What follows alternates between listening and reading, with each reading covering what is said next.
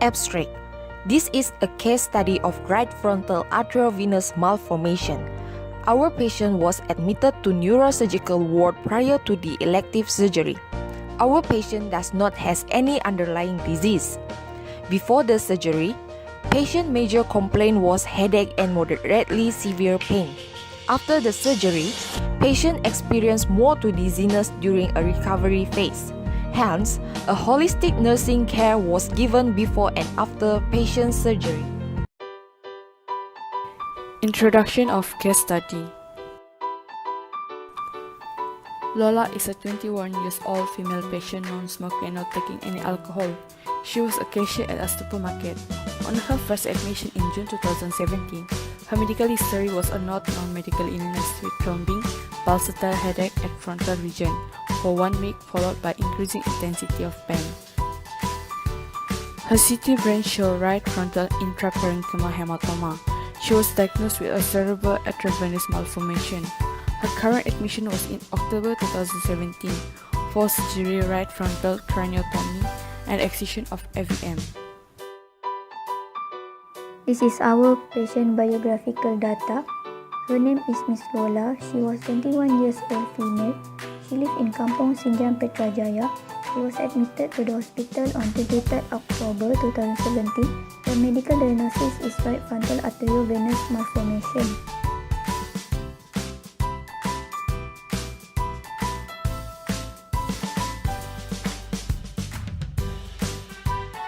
Chief complaint. My name is Lola. I came to neurosurgery ward for elective surgery on 24 October 2017. But before surgery, I had headache and right-sided and it was like throbbing in nature. I can range the pain moderately severe with pain score of 7 out of 10. The pain radiated to the back of my eyes and sometimes causing blurred vision.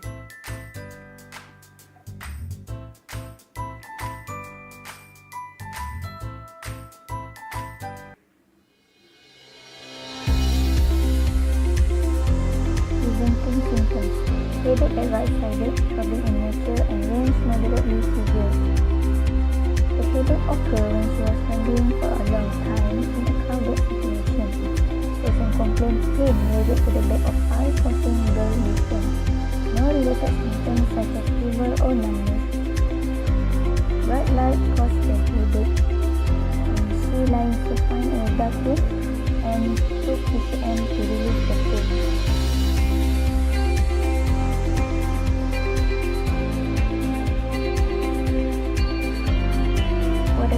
History.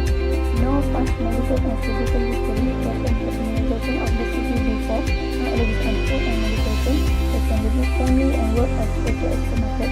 Previous hospitalization. First admission on June. Patient complaint of headache 3 days in a week with throbbing in nature.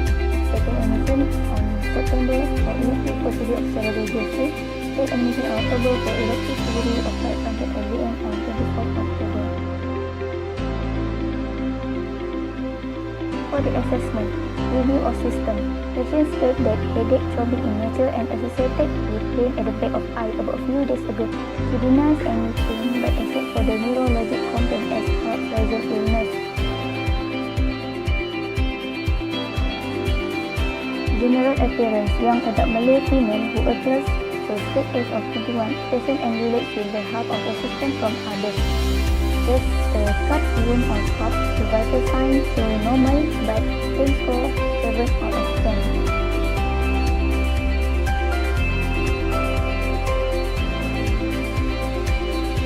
Neurologic examination. Mental status: patient is alert and oriented. The motor, muscle bulk and tone are normal.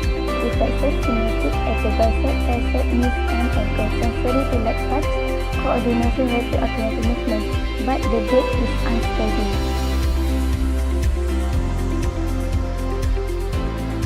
This is the assessment for cranial nerve. All cranial nerves are normal but except for cranial nerve 2, which is optic. Patient complain of blurred vision.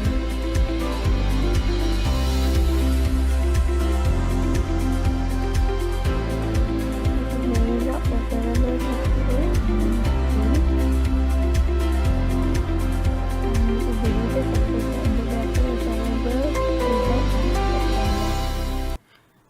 This is the disease process of ultravenous malformation, AVM. Normally, the arteries carry blood from the heart to the rest of the body. The arteries are thickly walled and designed to carry a high pressure of blood flow. It is the vein that takes the blood back to the heart from the brain. The veins are very thin walled and designed to carry the low pressure blood flow. Arteries and veins should not have blood in direct connection. In an AVM, some of the capillaries are replaced by larger channels that connect the arteries directly to the vein. The direct connection is called a shunt. It is because it shunts the blood from the artery directly to the vein, bypassing the capillaries. The channel between the arteries and the vein are termed as nidus. The nidus can consist of a vast number of tiny shunts or a smaller number of a large ultravenous shunt. AVMs have a high potential for rupture and cause hemorrhage of nidus vessels. Intracerebral hemorrhage takes place within the substance of the brain tissue itself. The accumulation of the blood, also known as hematoma, it continues to grow until the pressure surrounding it limits the expansion.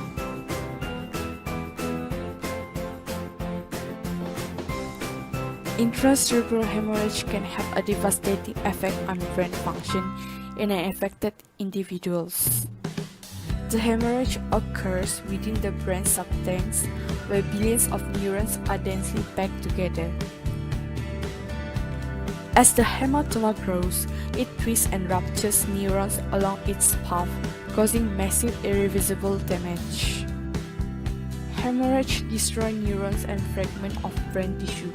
As a result, intracranial hemorrhage often has a catastrophic effect on the neurological functioning of an affected individual. Management and outcome. Surgical management. Right frontal craniotomy and excision of atriovenous malformation. Craniotomy is defined as any bony opening that is cut into the skull to access the brain underneath. The bone flap will be cut and lifted in order to access the brain underneath and to remove the AVM nidus. After remove the AVM nidus, the bone flap is replaced back. Nursing management. On 23rd of October, 2.5 liter normal saline plus half gram of KCl was administered for fluid maintenance. Catheterization was done prior to the surgery. Patient was instructed fasting after midnight. Medication was administered. On 24th of October, patient IV fluid was kept for maintenance. Patient sent to the operation theater for surgery. After the surgery, patient was advised to rest in bed. The side rail was put up, and patient blood pressure was kept on monitored. The Radivac drain was monitored and charted. Patient allowed to eat after 6 hours post-operation. The medication was administered as scheduled. On 25th of October, patient head drain was off by doctor and there's no drainage or leaking seen, and the skin was intact. CBD was off and patient able to pass urine. IV fluid and granula was off. The high flow risk sign was put on patient bed and the medication was administered. On 26th of October, patient was encouraged to ambulate more often and medication was administered. On 27th of October, patient planned for discharge and wound inspection was done. Suture to off on 31st of October. Pharmacology management. Tablet paracetamol was given to relieve mild to moderate pain. Tablet and IV pantoprazole was given prior to the elective surgery to reduce amount of acid production in stomach. IV phenytoin was given prior for post-operative medications, and IV dinestate was given for short-term treatment of post-operative pain. IV metronidazole and IV ceftriaxone was given to treat bacterial infection prophylaxis. These are the prioritized nursing diagnoses. First, acute pain related to the surgical site as evidenced by patient verbalized that her pain score 5 out of 10. Second, risk for infection related to the break of the skin integrity associated with right frontal cranioplasty and excision of arteriovenous malformation. Third, risk for fall related to inadequate cerebral blood flow secondary to unsteady gait in the venous. Last but not least, disturb body image related to the surgical site. First nursing diagnosis was done on 27th of October at 7 a.m. In our role, patient will verbalize that the pain is decreased with pains for less than 3. Nursing intervention. First, monitor vital signs for hourly and signs and symptoms relating to the pain. An increase in monthly heart rate and temperature may be present in a patient with acute pain. Assess the severity of pain by using a pain score scale. Early recognition with elevated prevention, treatment, and management. Provide respirates to promote relief, sleep, and relaxation. Pain may become exaggerated as a result of exhaustion and may reduce the energy demands on the patient. Provide non-pharmacological measures for pain relief such as diversion activity and listening to music. Helps to divert the patient's mind, subsequently decreasing the pain. Administer IV anesthetic as needed by the doctor to relieve the pain for post-operative. Assess patient's response to the medication after 2 hours it was administered to determine the effectiveness of medication and whether further intervention are required. Second nursing diagnosis was done on 26th of October at 9 a.m. in our goal. Patient will be free from signs and symptoms of infection. Nursing intervention. Monitor white blood cell count. An increasing in white blood cell count indicates the body's effort to combat pathogens. Assess signs and symptoms of infection and vital signs for hourly, especially related to temperature. If any elevated temperature for 8 hours is not related to surgical infection. Assess and monitor the patient's progress with function of the immune system. Maintain aseptic techniques during wound dressing or promote good hand and personal hygiene. Healthy intake skin reduces the risk of infection by providing physical barrier against the introduction of pathogen into the body. Encourage patient to intake of protein-rich and calorie-rich foods such as milk, eggs, or yogurt. Help to support the immune system responsiveness. Last but not least, encourage patient to drink fluid of 2